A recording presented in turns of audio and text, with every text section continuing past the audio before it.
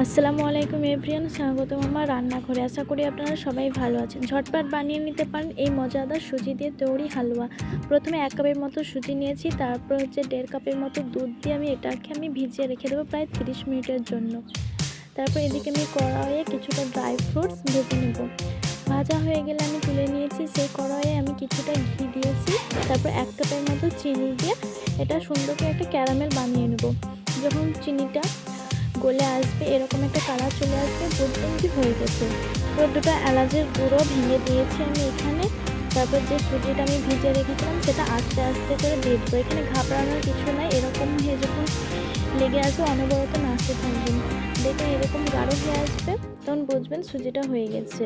তারপর ড্রাই ফ্রুটসগুলো দিয়ে নিয়েছি। তারপর আরেকটু নাড়াচাড়া করে আমি এটা নামিয়ে নেবো। ঠান্ডা হয়ে আসলে আমি একটা প্লেটের মধ্যে সেট করে নেব।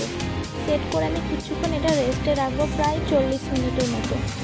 তারপর আমি এগুলো একটা চাকুর সাহায্যে প্রথমে লম্বা লম্বা করে কেটে ত্রিকোণভাবে আমি কেটে নিয়েছি। দেখছেন খুব সুন্দর এগুলো বসে গেছে, কাটাও হচ্ছে।